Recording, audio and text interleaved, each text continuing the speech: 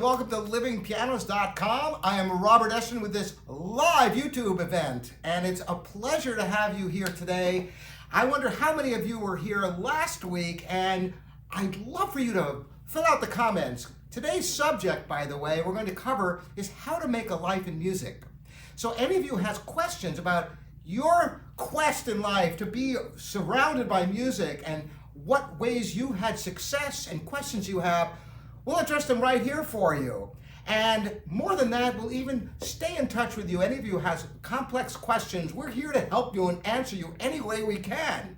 So we have a couple of people who have already asked questions that I'm going to address right now, but please, I welcome them. In fact, last time I came in with quite a number of questions. You have no idea what my email inbox looks like, because every single day there's massive numbers of live chats from our website and emails, and so I have no shortage of material for you, but I really want to make this an event that is dynamic, answering the questions that come to mind to get a discussion going. First, just a couple of questions that we've had people ask during the course of the week. Asi asks, what is the best digital piano? What an open-ended question this is. We could spend a whole show talking about just that. So what is the best digital piano has a lot of parallels to what is the best piano, because there isn't just one size fits all. Everybody has different needs. In regards to digital pianos, there are major different categories of pianos. There's portable pianos. What's the best portable piano? Now here's a little secret for you. I've grown up with technology, and digital pianos didn't exist when I was a child. It's amazing today with there are some digital pianos for well under $1,000 that offer strikingly realistic piano sounds and decent touch, and something that you can take anywhere. So that might be the perfect instrument for you for less than $1,000.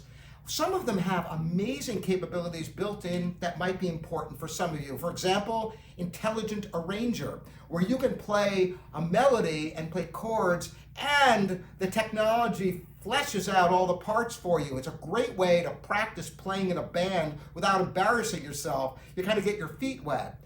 Others are complete workstations that enable you to produce complete music and then end up with WAV files you can share online. A complete production facility. So what the best piano is comes down to what you're looking for in a piano. That's a great question. Now, so we have a question here from Frank.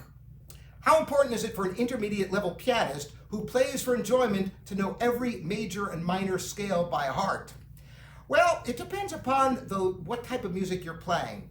Certainly, knowing all your major and minor scales and arpeggios is a tremendous benefit for any player. I was just talking to a former student of mine who's doing some teaching now on a bunch of piano classes, and it's basically mostly for jazz players. And I was talking about how what better way to familiarize yourself with the keyboard if you're not a pianist than to know all your major and minor scales and arpeggios, even for a jazz player. Now, why would a jazz player need to know that? Because you're not going to be playing, like Mozart with all the...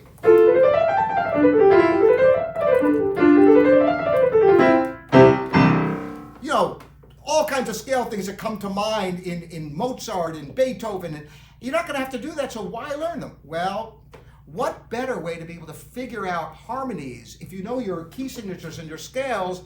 Chords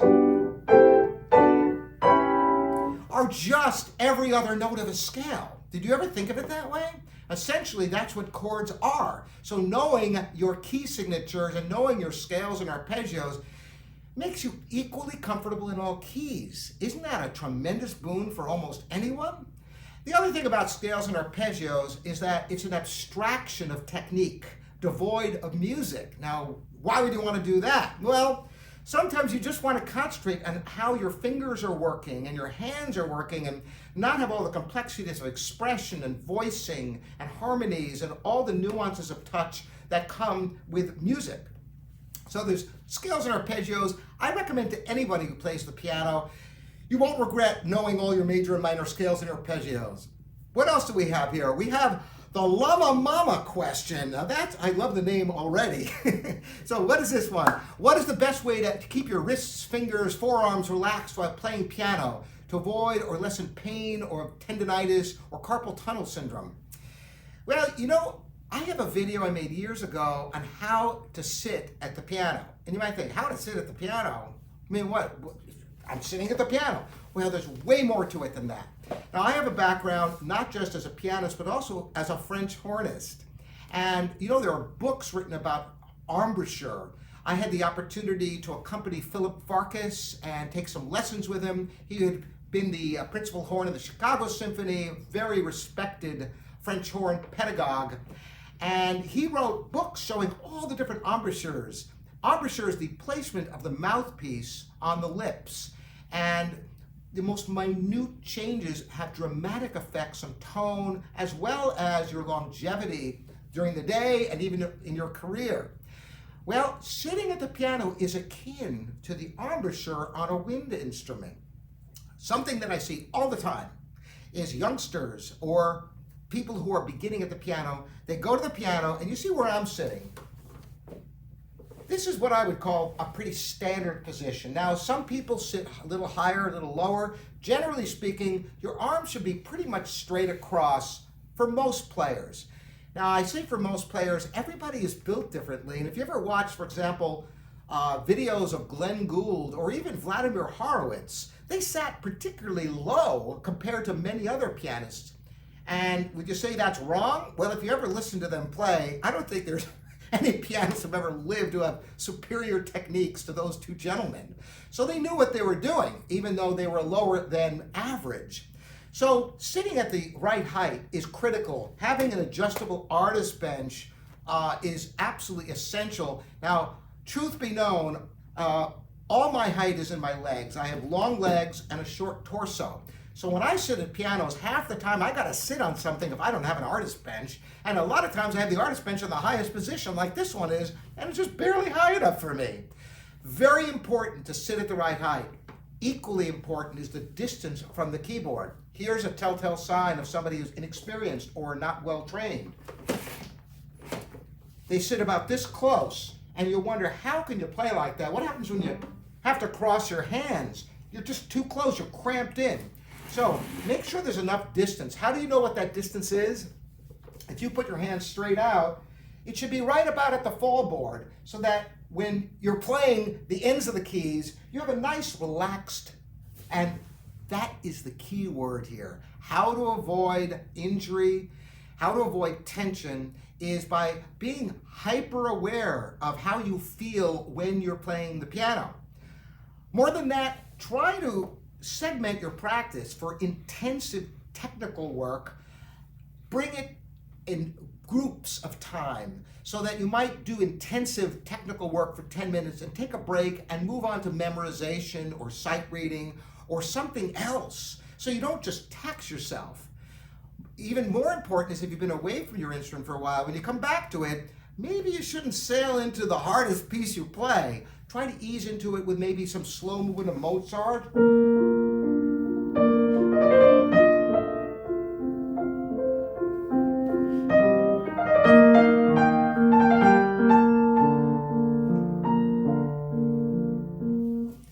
It's going to be difficult to hurt yourself playing a Mozart sonata if you're sitting in the right place and if you're, in halfway the right position. Whereas if you play something much more technically oriented, you might want to be in better shape first and be warmed up. And you make sure your hands are warm. Run them under some warm water if they're icy cold to avoid injury. Okay, we got some more here. Kevin asked, is it too late to get into music professionally at age 20? I would say categorically, no, absolutely not. Now, having said that, there is a wide range of what you can do in music professionally. If you're starting, let's say, the violin at age 20 and say, oh, I want to be a violin soloist touring the world, I'd say it's extremely unlikely that's going to happen for you. But the reality is there are so few jobs touring the world as a classical solo violinist anyway. That's kind of a silly thing to aim for unless it's your passion in life and you've developed your whole life to that point to be able to do that. Pick something else. There's lots of things you can do with music professionally. I was going to say DJing, but a lot of you might cringe at that thought. But there are musical elements to DJing in the 21st century where it goes a little bit beyond just spinning platters, where they're actually molding whole compositions on the fly by using nested loops and doing creative things. But beyond that, there's many other types of music. For example, teaching. You might start at age 20 studying the piano, and after a number of years feel quite confident to be able to teach youngsters and beginners if you've had the right training. So no, it's never too late to have a career in music. It just makes sure that you have in alignment your expectations to reality. Oh boy, we've got lots of questions here. This is great. This is exactly what I wanted, by the way.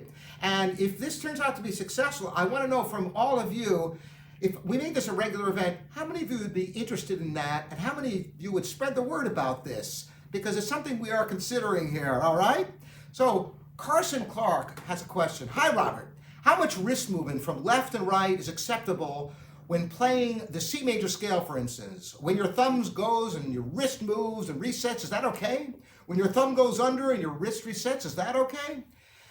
Well, a certain amount of motion is inevitable. You don't want to try to, force yourself into a rigid position. However, any kind of jerky motion is not going to work when you try to go faster. For example, if you played a C major scale and did this at a slow speed, this will not translate to a faster speed.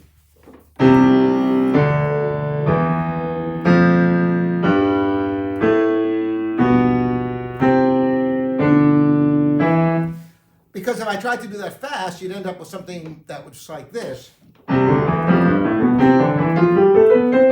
It's actually hard for me to do that. I'm so completely indoctrinated to not do that. But you get the idea. You'll never be able to play fluidly at that tempo with any kind of excess motion. So when you're practicing slowly, you should strive to your right hand thumb going under, as right after you play the C, the right hand thumb goes under and stays tucked under, so it's always ready for its crossings. That's one way that you can avoid the jerky hand motion in the right hand with the thumb crossings, and the left hand, of course, with the thumb crossings when it's descending. So strive for even hand motions, not sudden, abrupt motions, and you should be fine. Just don't get hung up and feel like you have to be like a statue when you play, because that could cause tension unnecessarily. So we have many other questions for you, and you just keep them coming in. We have one here. This one is from Anand. Can you please answer this question? I learned to tune pianos on my own. Is there a standard training to become a certified Steinway piano tuner technician? Well, yes and no. Steinway indeed does have training for its technicians, and Yamaha does also, and Kawai. The big manufacturers do this. And you know what? They all have slight variations on a theme as to how regulation is to be performed.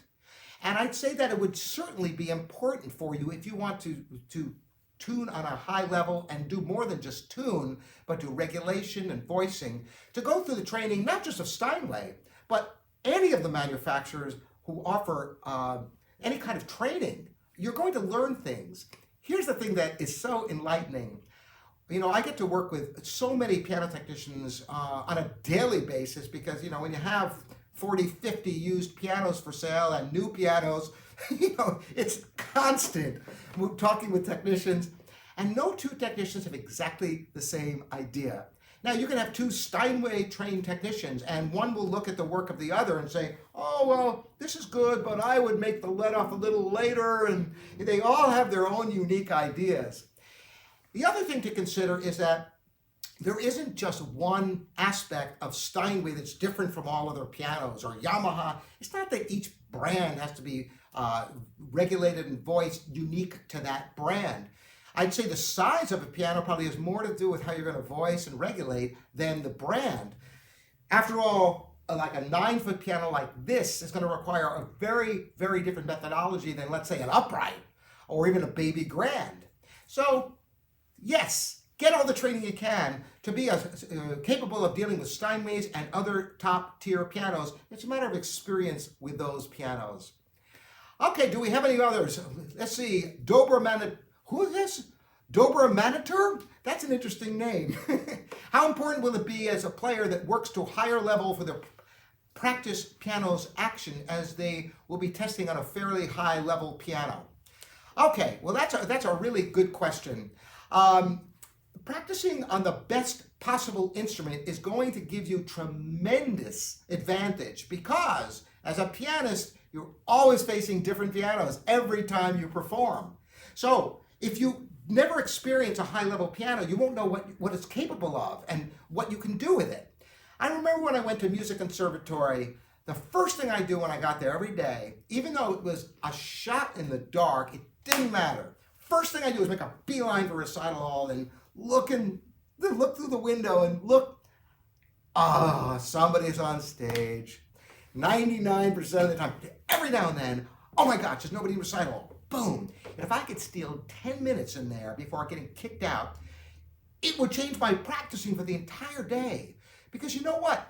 Like a concert grand, of course the bass is big and rich, but did you know that the tenor register develops slower on a concert grand?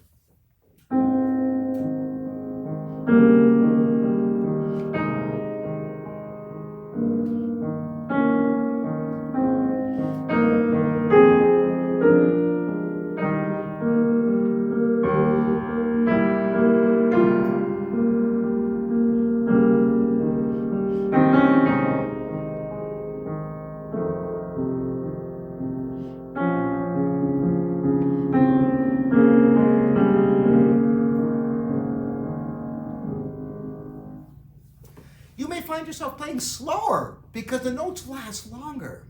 The other thing is that the touch is different. The touch is different because the keys are longer, not the part you see, but behind the fallboard, so that you get a better leverage on a larger piano. Whereas smaller pianos, when you're playing black keys and between black keys, it's really hard to push. But as you get on larger pianos, there's an evenness from the front to the back of the key.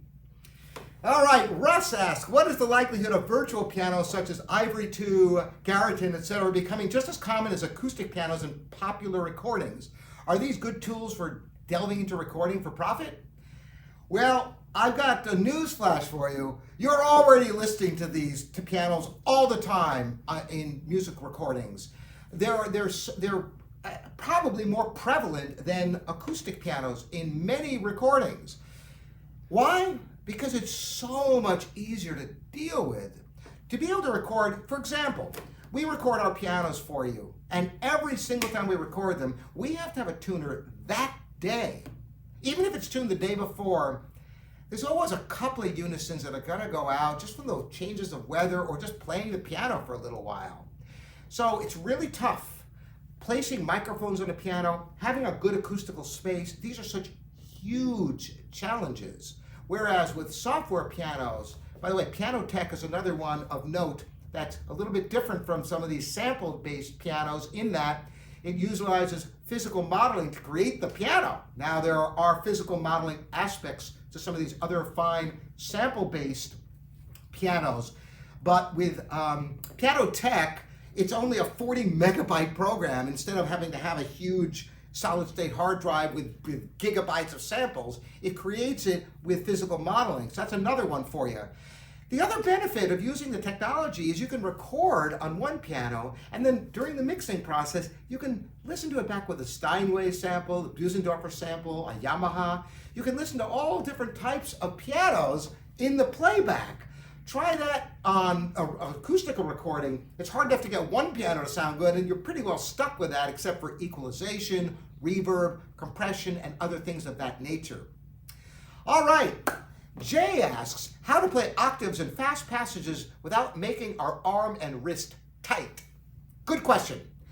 It's really important to be able to identify your wrist motion separate from your arm when playing the piano, because it all kind of becomes one. And you might wonder, why is it so important to separate them? Well, the arms have a very limited amount of speed. Watch, if I tried to play just with my arms, a fast scale passages and octaves, this is about as fast as I can go.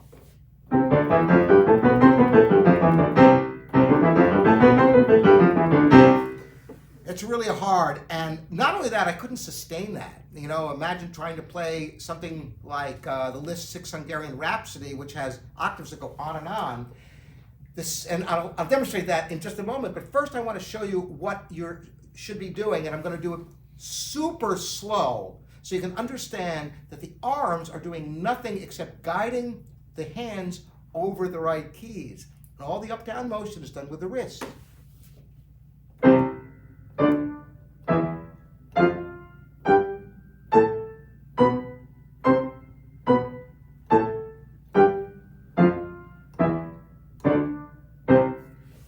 That was only utilizing the wrist and the arms just holding the hands in exactly the right position. And then, of course, the wrists are much faster. So.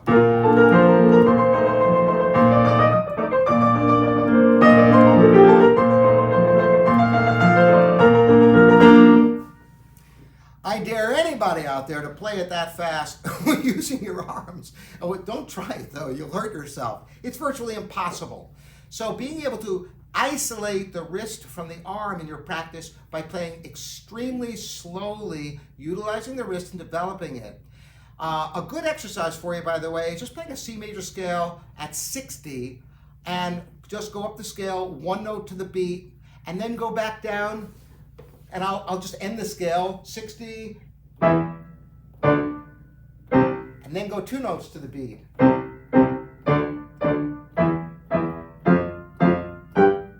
And go up the scale, the octave, and back down, then three notes. Eventually you'll get up to, you know, or however fast you get it up to. If you get up to 6, you're doing pretty well. You have 6 notes at 60, 6 notes to the beat. If you can go faster, 7 notes. 7 or 8 is about my limit. You know, that's pretty darn fast.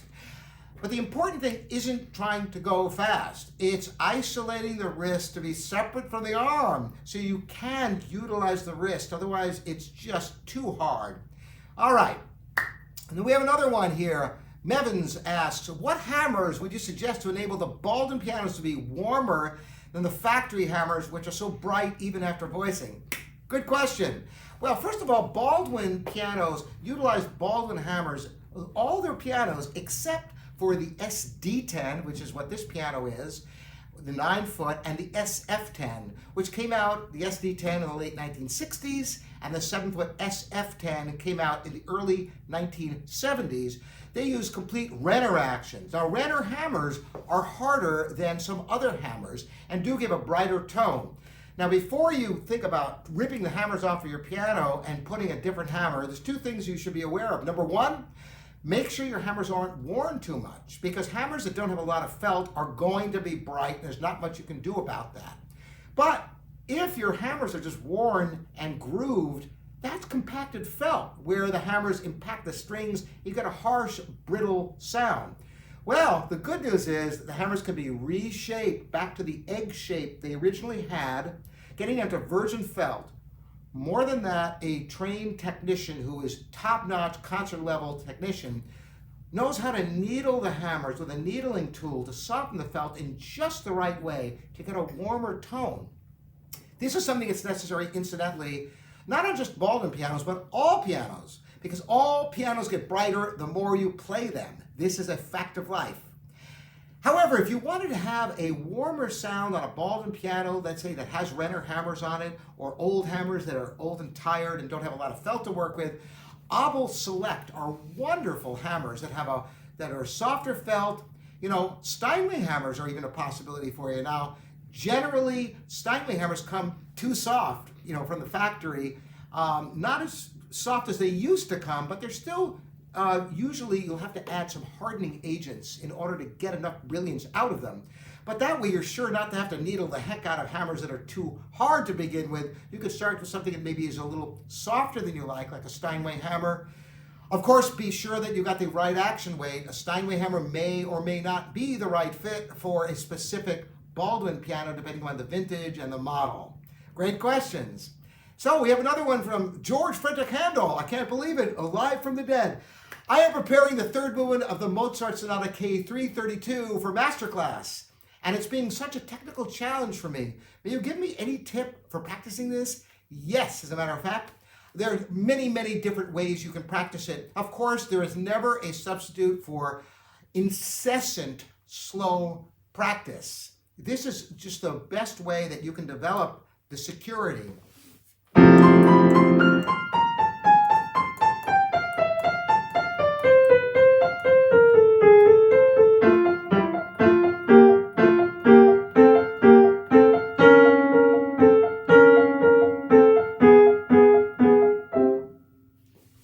So that's the first phrase, ungodly slowly.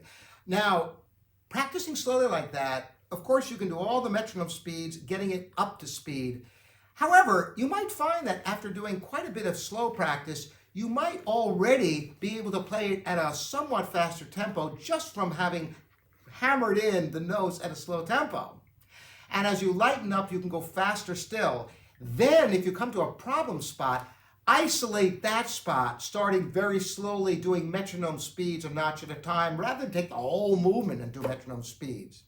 Now, that's one way of practicing. That's a very tedious, long process. I'm always a man looking for shortcuts, and I even have a video on this subject where I talk about do all the notes within the hand position. So at the beginning,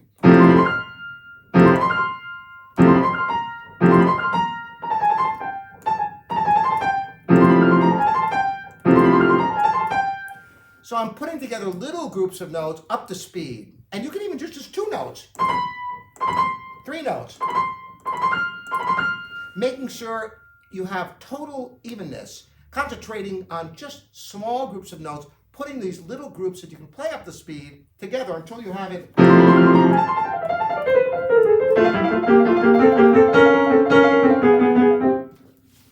I just wanted to play it so you could all, for those of you not familiar with this, realize what we're talking about here. Yeah, it goes really fast. Playing lightly is critical in order to get the speed and fluency to be able to get through that whole third movement of Mozart's F major sonata K332. Great question. Mr. Marconi, hi Robert, I have a question. What would be a good cheap starter piano be? My cousin wants to learn piano, so I'm asking for him. A good starter piano, well, in the realm of pianos, bigger, all things being equal, bigger is better, all right? So, of course, not everybody can have a 9-foot piano in their homes, but generally speaking, it works like this. A big grand is better than a smaller grand, is better than a baby grand, and then you go down to upright. Even though a tall upright can actually have a superior sound to a small baby grand, the fact of the matter is the upright doesn't have as good an action. The speed is limited, but certainly fine for somebody to start out for the first few years of study. A good quality upright is what I'd recommend. Now, there is a whole new category of digital pianos that didn't exist a generation ago that are adequate for learning how to play the piano. I say adequate, it's not ideal. Even though there are tons of benefits to digital pianos that I've talked about, in terms of just playing a piano, the organic quality and the endless range of expression that a real piano gives you can't be matched. So I'd say a good quality upright. If you need advice, definitely get in touch with us, because I can make specific recommendations knowing budget. And people, even though people all say, oh, I just want the nicest piano, I don't care what it looks like, until they see the piano and they go, oh, but I really want it black. So you might be surprised that even though they think they just want a good quality piano, it's really an important piece of furniture, and you can't dismiss that. People are going to make a decision based upon the looks of the piano. So upright would be fine to start with, digital would be okay, baby grand would be great, and anything bigger than a baby grand is like phenomenal, you're set for life. All right, aristocrat of greed. Oh, that's an interesting one. All right, hi Robert. Is it a good idea to start learning the piano during my retirement and thus not make it interfere with my career? Or is it better to slowly learn it throughout my career? Well, gee, if you have to ask, of course, go ahead and learn the piano. I mean, if you want to, what are you waiting for? If it brings you joy, even if you let's say you started now, instead of waiting until you retire, I don't know how many years that is. If you spent, let's say, 30 minutes a day, if you could find 30 minutes a day that you can practice and take lessons and learn, by the time you're retired, you're going to have much more joy associated with your endeavor. Not only that, but you're going to learn what it's like, and maybe, hopefully it's for you, but wouldn't it be a shame if you wait your whole life, you finally retire, and then you just go and do it, and you don't take to it? Might as well find out soon enough, right? And even if you just have a limited amount of time, any time you spend with music is going to be richly rewarding for you because it all gets into your head, the coordination of your hands. Doing anything at this point, just having a piano even without lessons, is going to help you enormously. I'd say go for it as soon as you can if it's something you want to do. Do the soul searching if it's in the cards for you. The sooner the better as far as I'm concerned. All right, Jay asks, how do you play fast and alternating thirds and fourths in the music of Liszt? Alternating thirds and fourths. I'm not sure what you mean by alternating. I mean, there's scales and thirds, scales and fourths, not as often, but alternating. I'm not sure what you mean. I'm not sure what the question is. If you're talking about learning how to play scales in thirds and fourths, it's all about fingering. And if you get a resource like Hanon and learn your fingerings for the scales and thirds, it's never too soon to start practicing those because those are a huge challenge. And it's a subject for a whole video, a whole lesson for you. But let me know if I haven't answered your question specifically. Let me know, and I will answer you after we're offline again. Okay. By the way, next time we have our get together, because I'm definitely going to do another one of these live ones, at least one more, and I'll just see what kind of support we have and interest, and if it's something that you like. I'm going to have a subject. Next time is going to be technology's impact on music, and that's a loaded one, isn't it? And I know there's a lot of strong reactions to this. Now, what do I mean by that? Well, some people welcome the technologies, whether it be digital pianos, recording technology, newer player piano technologies. There's all sorts of technologies, new types of genres of music that are made possible with technologies. And yet, other people, there's a downside. It's not just how you feel, it's a mixed bag because technology is also, some people feel, is ruining art. For example, one area that is a question is we all listen to each other now in ways that was never possible before in the world. And if you listen to before, when recording was in its infancy in the 1930s, for example, and you listen to recordings of the great orchestras and the great pianists and violinists, there was wildly divergent expression because people didn't hear everybody else all the time. You listen, for example, to Alfred Cortot, or Schnabel, or Paderewski, Rachmaninoff, Hoffman, Levine. I don't know how many of these names are familiar to you, but you listen to the pianists from, generations ago. The performances were all so drastically unique with their own imprint of expression. And things have gotten much more homogenized because everybody knows what everybody sounds like, so it's kind of like a race to the center. Everybody knows if you're doing something just a little bit different one way or the other. Oh my gosh, he plays that piece too fast. Or, oh my gosh, he's taking way too much liberties with the expression because people are used to hearing pieces a certain way and everybody's trying to sound like everybody else. So that's one idea of maybe where technology is not serving us so well. But then again, hearing everybody else is also enlightening and you can gain tremendous amounts from it. And I would encourage all of you, by the way, to not just listen to everybody out there today, but listen from generations ago and you'll be shocked at how performance styles change over time in some really interesting ways. And you may prefer one to the other and you might be surprised to learn that you fall in love with the unique approach that a pianist from 50, 100 years ago had that you don't hear that kind of playing anymore. So I want everybody to keep the questions coming in. You can send them to me all week long, but next week we're going to try to really spin this and really have a good discussion about it. Let's see if there's any other questions here. Here we have Russ. Any development on the grand piano action MIDI controller you showed in a video a while back? Ah, great question. In fact, I have my second prototype, which works absolutely beautifully.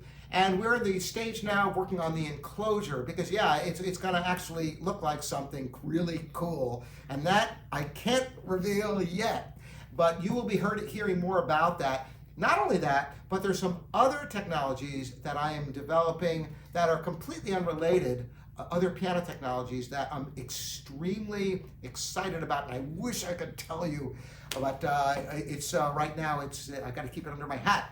All right. So those are all the questions we have. Remember, next week, technology's impact on music. It's been a pleasure bringing this to you, and I appreciate all the great questions. And let me know how you like these. And if it's something important to you, we will consider making this a regular thing. We'll have at least one more because I promised you technology's impact on music will be next time. And that will be next, actually, I don't know when it will be. I have a trip to Seattle, Washington that was just before I came in here, was just arranged, so I'm not sure. I've got to check my schedule. I don't know if I'm going to be here to do that.